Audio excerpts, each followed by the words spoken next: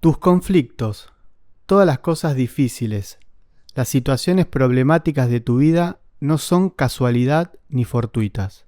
En realidad, son tuyas. Son específicamente tuyas, diseñadas específicamente para ti por una parte de ti que te ama más que cualquier otra cosa. La parte de ti que te ama más que cualquier otra cosa ha creado obstáculos para llevarte hacia ti mismo. No vas en la dirección correcta a menos que haya algo que te pinche en el costado y te diga: mira aquí, por aquí. Esa parte de ti te ama tanto que no quiere que pierdas la oportunidad. Tomará medidas extremas para despertarte. Te hará sufrir mucho si no la escuchas. ¿Qué más puede hacer? Ese es su propósito.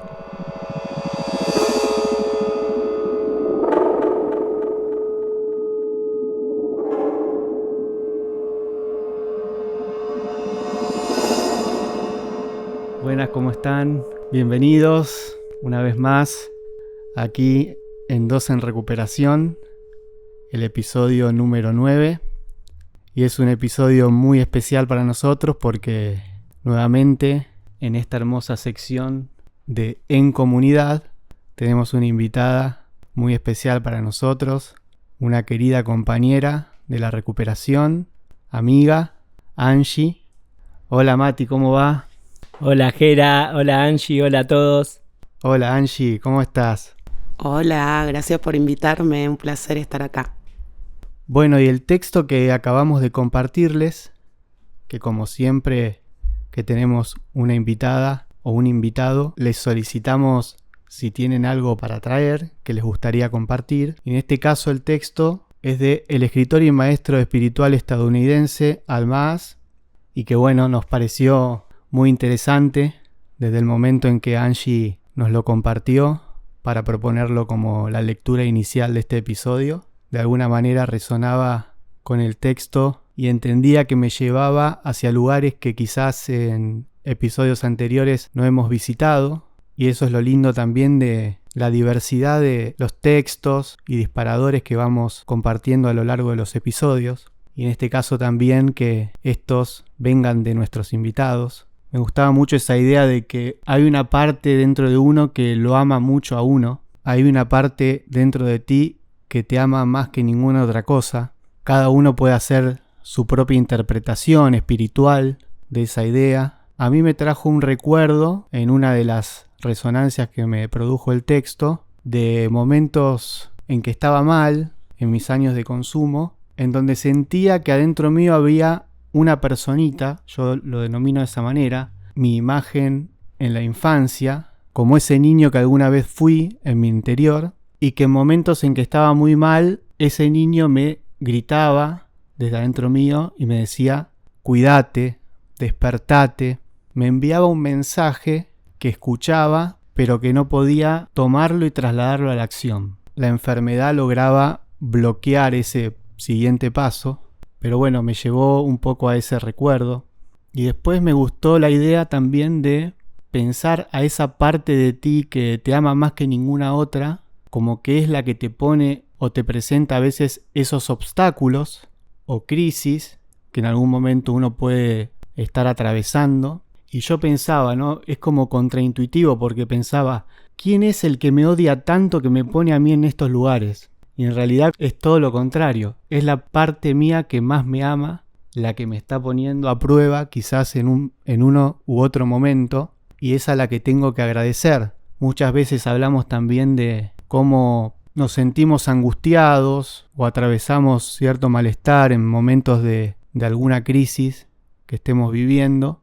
En esos momentos más agudos que nos plantean esas situaciones, no nos sentimos bien. Si nos preguntasen en ese momento, ¿desearías estar atravesando esto? Uno seguramente diría, la verdad que no. Pero también cuando uno atraviesa las crisis y mira en perspectiva hacia atrás, yo pensaba, y creo que tiene que ver también mucho con el texto, que por un lado, si uno pudo compartir su malestar, pudo recibir la emoción y dejarla fluir, pudo no hacerse daño ni anestesiar con el consumo lo que pudiera estar sintiendo, pudo tratar de conectar con esa emoción y con lo que le estaba pasando, en perspectiva y después de un tiempo y de un proceso, es como que nos damos cuenta que todo cambia, que todo puede volver a su lugar, a una cierta estabilidad, a un cierto bienestar. Y en ese momento uno se siente muy bien porque siente que pudo atravesar la situación sin hacerse daño. Uno se da cuenta que los sentimientos que uno puede tener van variando, pasan a través de uno y siguen su curso. Los malestares van perdiendo intensidad y uno se empieza a sentir bien nuevamente. Y por otro lado, las cosas que nos puedan pasar en la vida nos pueden permitir ampliar el campo de observación, quizás mirar hacia un lugar en donde nunca hubiéramos pensado que íbamos a dirigir nuestra mirada. Personalmente pienso, y a mí recientemente me pasó lo de perder un trabajo de mucha estabilidad en el que yo pensé que iba a trabajar quizás toda mi vida hasta jubilarme, y de repente eso no sucedió.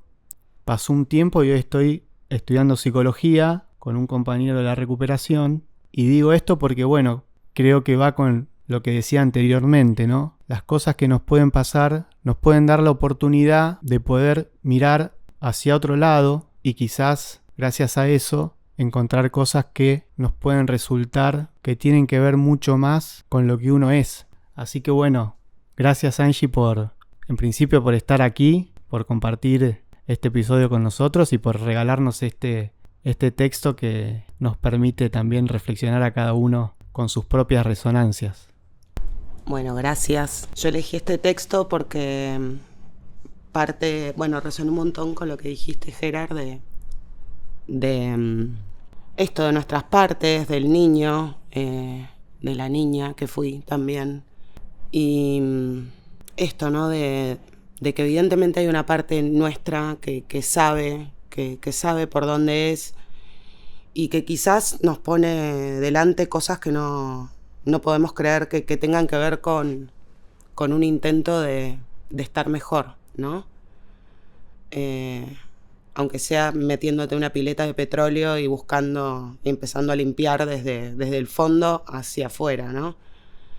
Yo soy una convencida de que la recuperación es hacia adentro, siempre es hacia adentro, y que hay mucho dolor. Esto de más allá del consumo. Hay un maestro mío que dice, en vez de preguntarte por qué la adicción, pregúntate por qué el dolor. ¿Qué dolor hay detrás de una adicción? Y soy una convencida de que nosotros creamos situaciones. Yo sin el consumo no hubiese podido conectar con mucho dolor de mi infancia, de la niña que fui. No hubiese podido tomar responsabilidad, pero también es verdad que en el medio de la nebulosa del consumo yo creía que no iba a poder.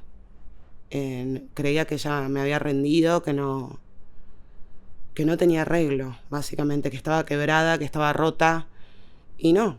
O sea, fue empezar a conectar con una fuerza dentro mío que quería que viva, que quería estar un poco mejor y que sacó fuerzas de donde no las había para mirar lo que haya que mirar. Yo soy una convencida que el consumo tiene una función, que es tapar. Cualquier consumo. Hablo de redes sociales, compras, sustancias, trabajos, personas, comida, lo que sea. Entonces empezar a mirar un poco, bueno, a ver qué hay allá, qué hay del otro lado que no puedo mirar, cuál es la función.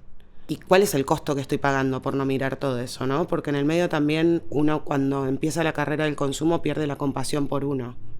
Soy una convencida de que hay una parte que sí, que tiene como toda esta sabiduría y que es verdad que toma medidas drásticas para que vuelvas, para que, aunque sea, te hagas una pregunta, para que mires con curiosidad qué está pasando ahí, ¿no? ¿Qué creencia? ¿Cuál es la imagen que te construiste de vos? Yo por lo menos decía, bueno, ¿qué imagen tengo de mí? Pero imagen en serio, la genuina, sin el decorado, sin el todos los piripipis que me fui colgando alrededor. Y había una parte, en realidad estaba dolida, era una niña muy dolida y muy en este mecanismo de nunca conectar con el dolor, nunca poder conectar con el dolor, porque no había espacio para el dolor. Entonces, bueno, eso es acumulativo. cuando uno no sabe conectar con el dolor o sostener lo que le pasa o sus propias emociones, dolor, alegría, lo que sea, si no le das lugar, no hay espacio para sentir nada. Bueno, sí, seguramente de grande es más difícil aprender a estar con esas emociones que están bien.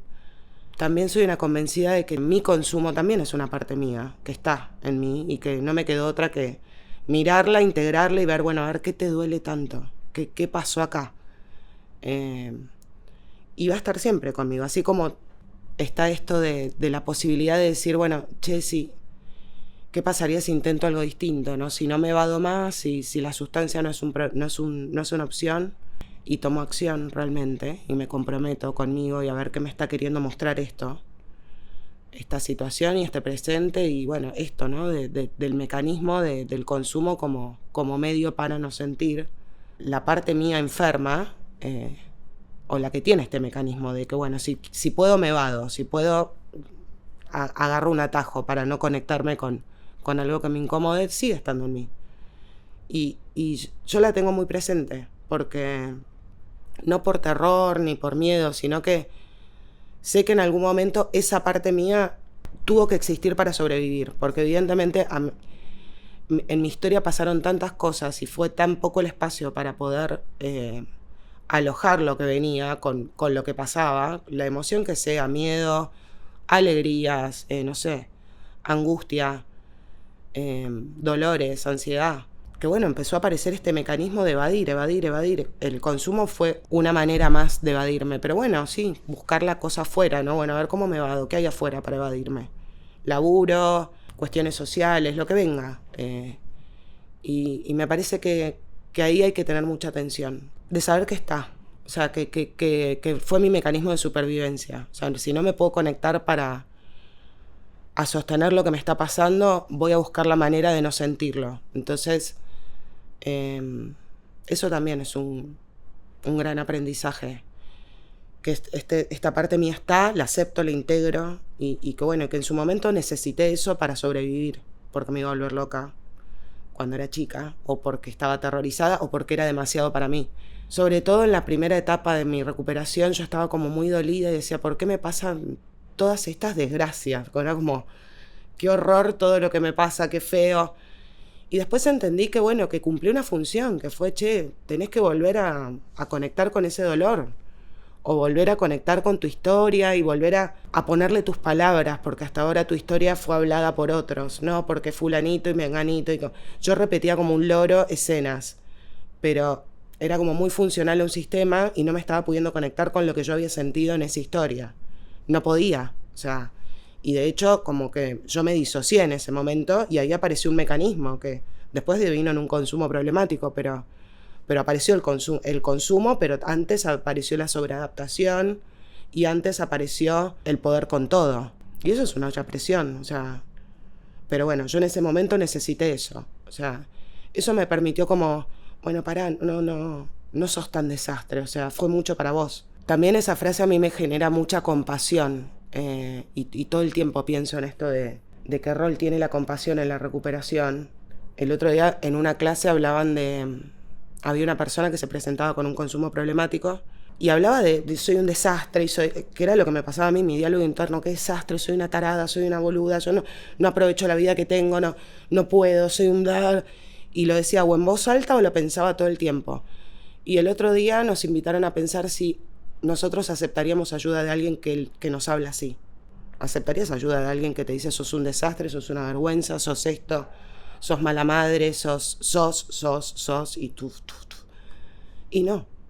Entonces, ¿cómo me voy a poder ayudar si yo no digo, che, pará, sí, estás rota, hay un dolor enorme, vamos a ver de qué se trata, pero no sos ni un desastre, no sos una mierda, estás dolida, pasó algo, ¿no? Eso me pareció maravilloso, porque, de nuevo, es encontrar adentro lo que a veces buscamos afuera. Yo hasta que no empecé a tener un poquito de compasión conmigo, no empecé como a dejarme ayudar, a decir, che, bueno, podés no poder. Hay cosas que te dolieron un montón, bueno, vamos de a poco. Y empezás a entender un poco más, ¿no? O por lo menos a estar más permeable, no tan a la defensiva. Por eso me parece que esto del trabajo de las partes es como, está muy bueno, porque siento que el poder lo tenemos todos adentro. A mí me pasó que yo quise siempre primero entregarle el poder a alguien. Bueno, que alguien decida. O sea, como yo nunca había decidido mucho y siempre mi historia fue, bueno, adaptarme a las decisiones de los otros y no sentir lo que a mí me pasaba, sino, bueno, resonar con lo que le pasaba a los demás. Mi recuperación también fue un poco así, de decir, bueno, a ver qué onda, díganme dónde me pongo porque veo qué onda. Y empezar a tener un poco más de compasión conmigo me empezó a permitir volver a mí, esto de, a ver, ¿qué querés? ¿Cómo te sentís? ¿Cómo estás? ¿Qué registro? Desde la curiosidad, de decir, bueno, a ver, acá hay una puntita para empezar a tirar de un ovillo, vamos a ver por dónde va. Con curiosidad y sin juicio, bueno, nada. Y ahí se empezaron a abrir un montón de puertas. Y también esto de aceptar que yo soy la que se pudo animar a mirar un montón de cosas dolorosas y también soy la que muchas veces no pudo y apareció el consumo y aparecieron otro montón de mecanismos de evadir. Entonces, estar consciente de eso para mí es un regalo. Saber, no me vuelve vulnerable, soy vulnerable porque soy humana, pero o sea, amigarme con eso de que, bueno, sí, o sea, a mí me pasaron cosas y en algún momento esta manera de evadirme me permitió salir adelante, bueno, sigue estando en mí. O sea, la Angie que consumía sigue estando en mí. Y aprendí un montón de esa Angie. Obviamente que la miro, no le tengo miedo, entiendo, pero me encargo todo el tiempo de alimentar lo otro. Así como pude estar en el medio de la pileta de petróleo, ser muy consciente de eso para ver qué más hay que laburar, que hay que laburar, que hay que laburar, que hay que mirar. Y bueno, eso es un regalo también para mí. Bueno, Angie, muchas gracias por compartir tus experiencias. Yo te admiro mucho, te escucho y por momentos pensaba, bueno, esto capaz que es lo que viene en mi recuperación. No sé por qué, como que yo sé que no hay que compararse, pero comparaba como que tal vez algunas de las cosas que explicabas que te están pasando hoy en día, a mí me cuesta verlas. Por ejemplo, yo ayer tenía un grupo, hoy tenía terapia, tenía que venir a grabar este episodio con ustedes y no tenía ganas de hacerlo. Estaba como en modo fin de semana largo y me costó hasta que pude parar y ver un poco qué es lo que estaba pasando. Y bueno, hace un rato antes de venir para acá, una persona me hizo una pregunta que le hacían a él, un compañero de la recuperación, que dice, ¿hoy cómo te está entrando la enfermedad? Y yo pensaba que me quedé pensando mientras venía para acá y como bien decía Angie que no hace falta el consumo para entrar en esa, yo estoy descubriendo que entro en un piloto automático. Parece que lo hago para no pensar y como decía Angie, el dolor, ese que puede estar adentro, en mi caso no sentirlo. Entonces hago muchas cosas en mi diaria y cuando por algún motivo no quiero conectar con lo que me está pasando, con mis miedos, en este caso yo creo que tengo algunos miedos de mi futuro próximo y para no sentir, para no conectar con eso, yo hago cosas. Y hoy la enfermedad me estaría entrando por ese lugar. Entonces hago y no pienso.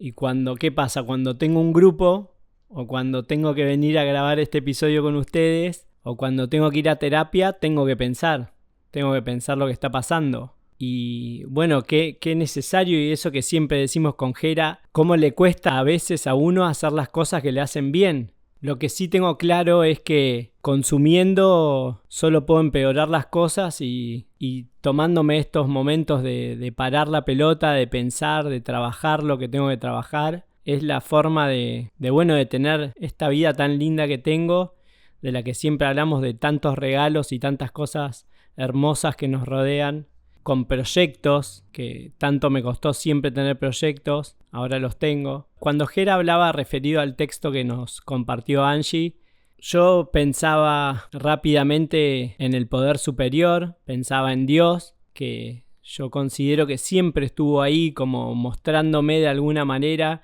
lo que pasaba, mostrándome el camino, mostrando qué era lo mejor para mí y qué me hacía mal de todo lo que hacía. Y a mí no estar en sintonía con eso me frustraba más. No solo tenía dolor por algún trauma o algunos, sino que yo en vez de hacer las cosas como las estoy haciendo ahora, de tratar de enfrentarlo, de trabajarlo, yo escapaba, consumía, tomaba cualquier atajo para no sentir, para no enfrentar, y eso solo me hacía consumir más. Era una desconexión total. Jera hablaba de ese niño que tenía dentro, y yo estoy mencionando a Dios. Yo estaba desconectado y simplemente no hacía caso a lo que adentro estaba y que sigue estando, y que eso me lo voy a llevar a la tumba, que es quién soy yo.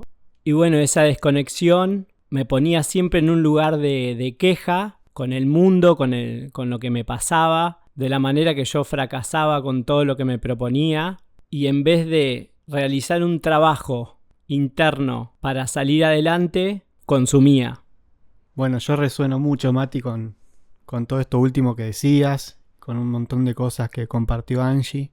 Claro, hoy cuando hablaba de ese niño en mi interior, que yo decía, de alguna manera lo escuchaba, pero no podía hacer mucho más que eso. Claro, no conectaba. La enfermedad no me permitía conectar con la profundidad de ese mensaje, ¿no? Como recién decía Mati, que no podía hacer algo para estar mejor, o pedir ayuda, o empezar un tratamiento. Yo no podía conectar con eso. Después pensaba un poco cómo en consumo somos como un ser sin alma, como que la enfermedad nos va despojando de nuestros valores, de nuestros principios, pensando el alma como esa parte de mi ser que es la que está como conectada con los valores. Angie hablaba de la compasión, por ejemplo, la empatía, la humildad. Y creo que desde la espiritualidad podemos comenzar a reconstruir, a revitalizar esos valores que pudieran haber sido mancillados por la enfermedad. Resonaba mucho con haberme siempre desconectado del dolor, con el tema de la evasión, de no haberle dado lugar. Finalmente lo que hay en el fondo es dolor. Y en el episodio anterior, donde hablamos un poco de lo que son los grupos de recuperación, lo terminábamos diciendo que en un grupo de recuperación tiene que haber amor. Al dolor se lo trata con amor. Ayer en un grupo de recuperación, un compañero se hacía la pregunta de qué era la recuperación para él, y decía que para él la recuperación era un acto de amor.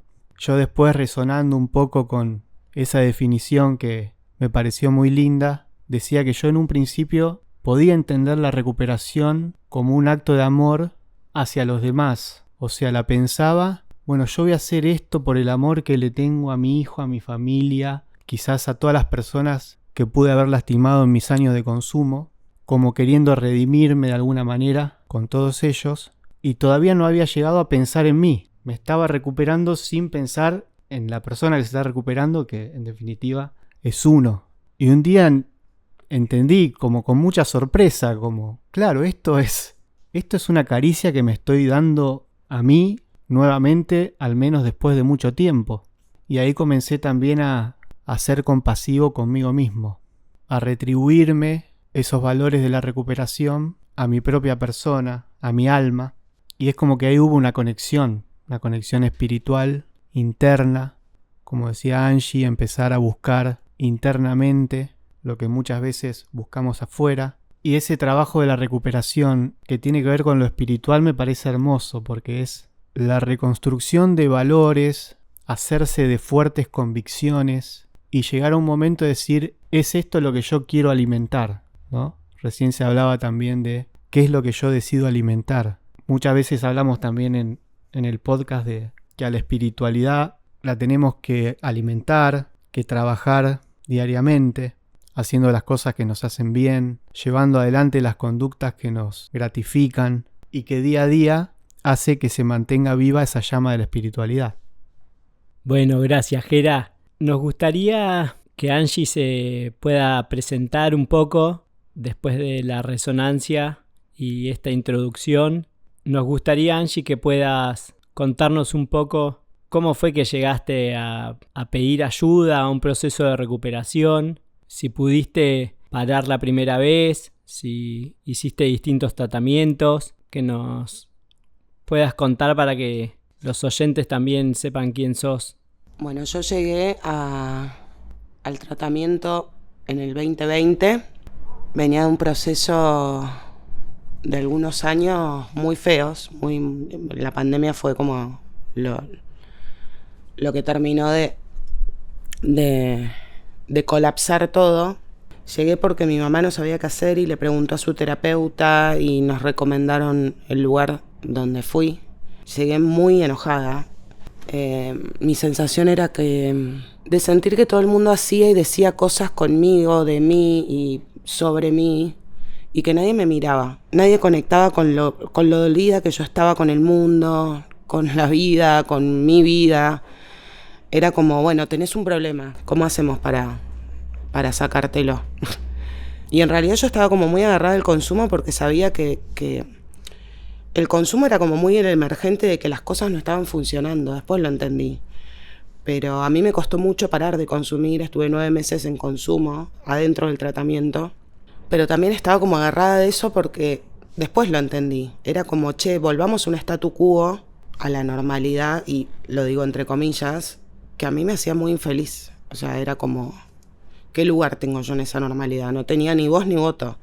Era como, yo no me podía hacer lugar y esperaba que los otros me hagan un lugar, que no iba a ocurrir. O sea, yo no me podía conectar con lo que yo necesitaba, sentía. Entonces yo decía, bueno, paro de consumir y que vuelve toda la normalidad. Y mi normalidad era una infelicidad tremenda en un montón de aspectos. Pero yo tampoco no me permitía decir, che, pará, estas son mis condiciones, ¿te gusta bien? ¿No te gusta?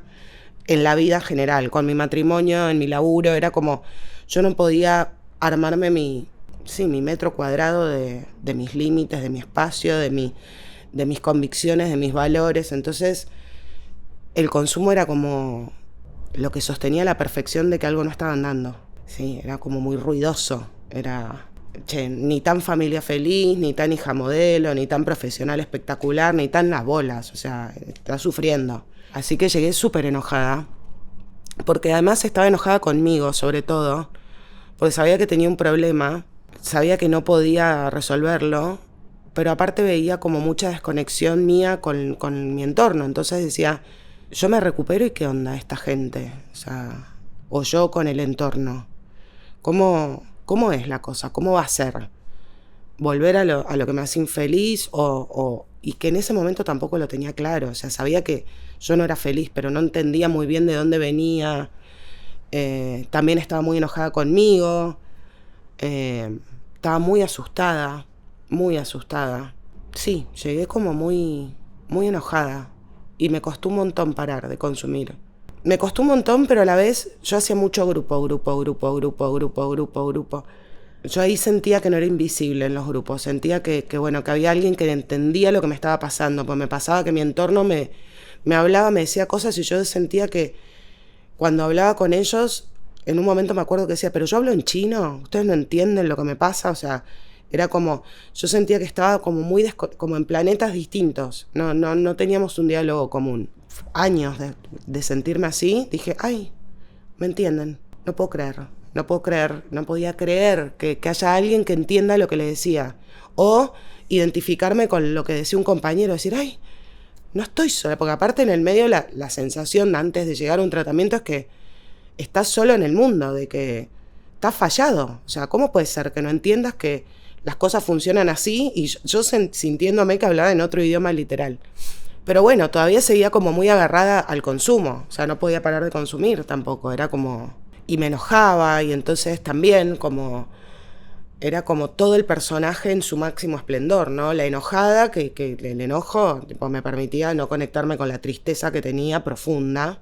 Era mucho más funcional y estoica, si se quiere, enojadísima.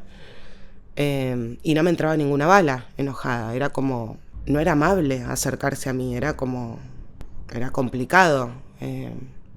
Incluso a tenderme una mano. Era como muy difícil de tratar, porque estaba muy a la defensiva. Entiendo ahora que estaba destruida emocionalmente, directamente. Estaba muy dolida, muy asustada, pero bueno, nunca había habido espacio para mi dolor. Entonces yo decía, ¿qué lo voy a encontrar en un lugar donde no me conocen? Si yo siempre había sentido que mi dolor mucho registro ni mucho espacio, ni mío ni de los otros. Entonces, así llegué.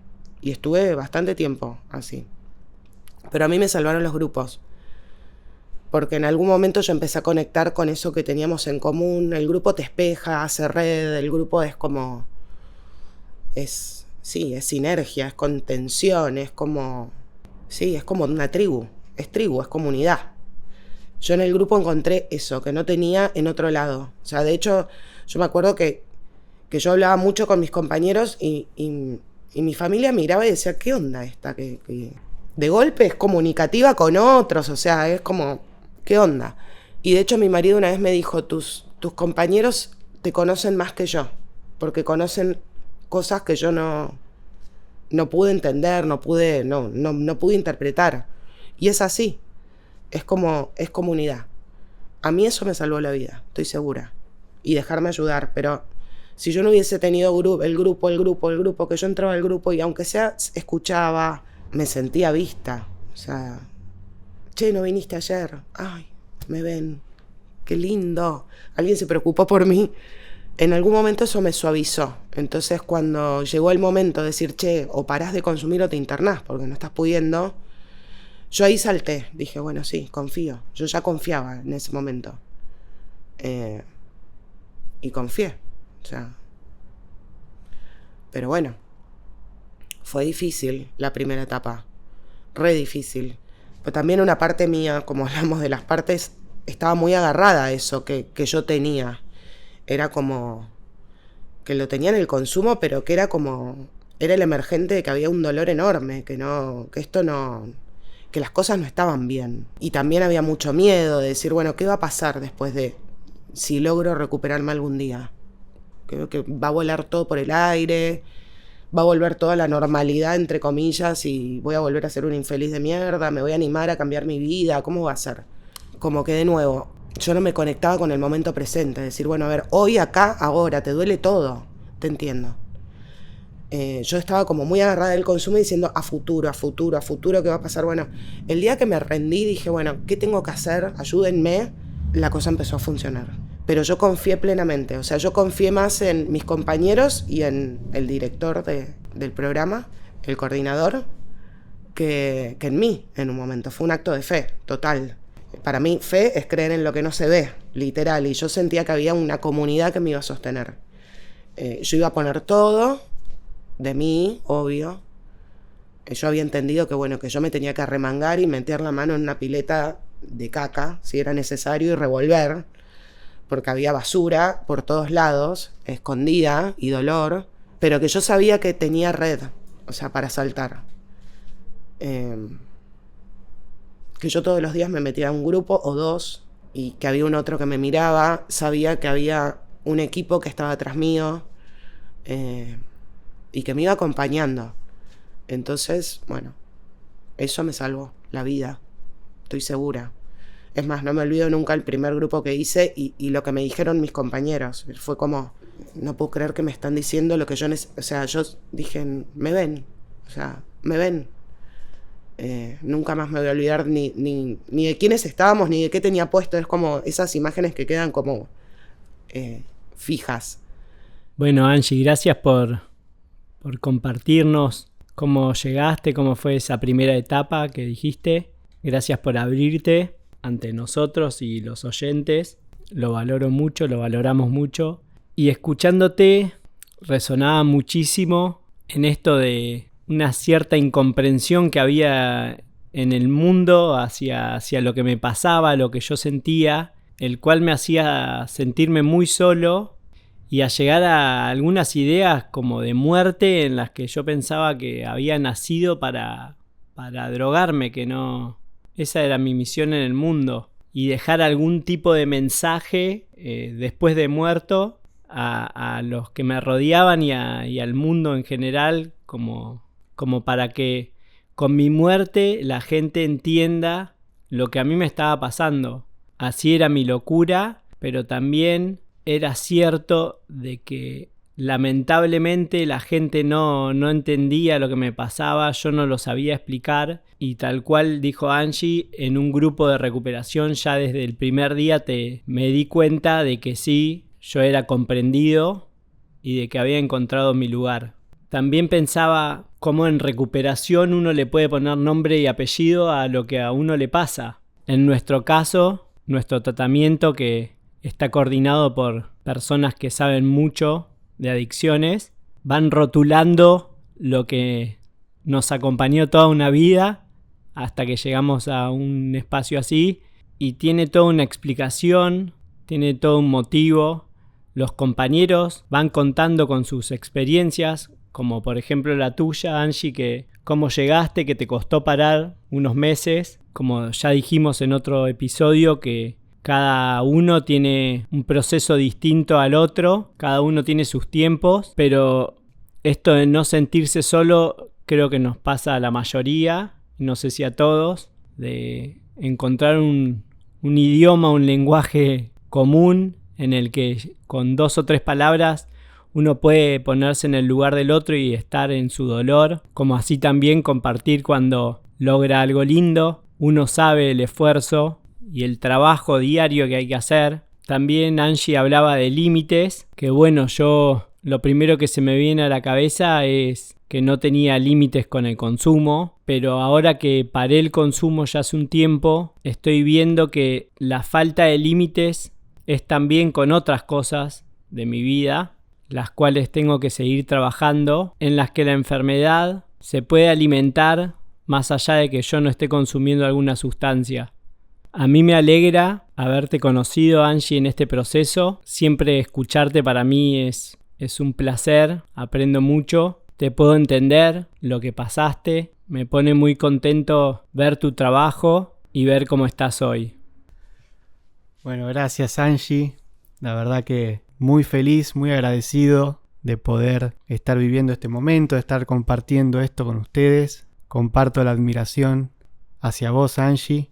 Me pone muy contento haberte encontrado en este camino de la recuperación, estar transitándolo juntos, que seamos pares, volvemos al valor de los grupos. Recién te escuchaba, Angie, y resonaba con el episodio anterior, cómo en los grupos uno encuentra una comunidad, cómo nos recuperamos en comunidad, el sentido de pertenencia que uno siente cuando llega a un grupo y cuando empieza a ir a los grupos diarios, hacer grupos todos los días, seguir las indicaciones. Es simple, no es fácil, cómo eso de seguir las indicaciones y de hacer caso en un momento se transforma en confianza, como decía Rodri en el episodio 4.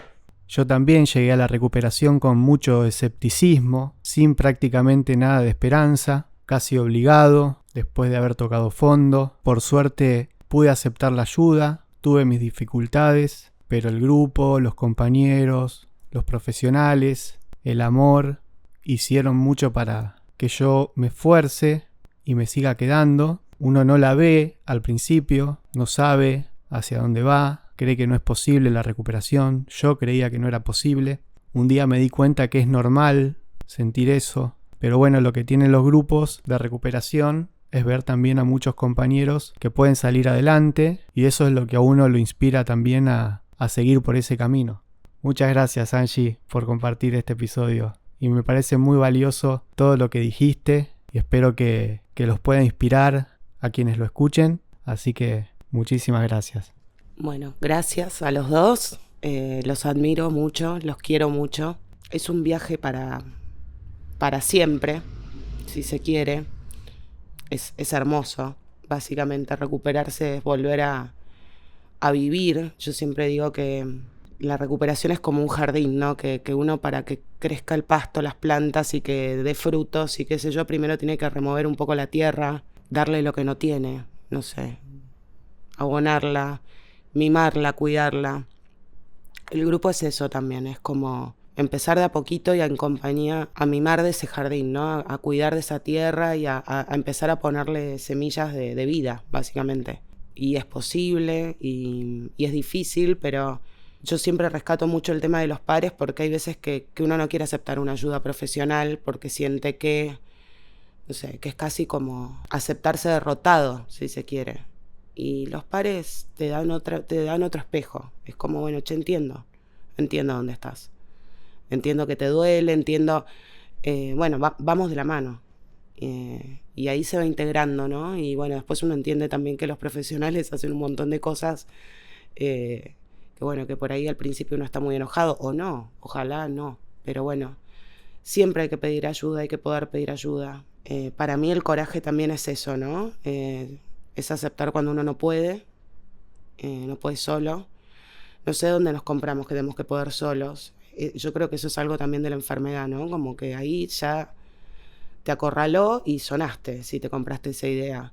Yo siempre digo que la vulnerabilidad es como...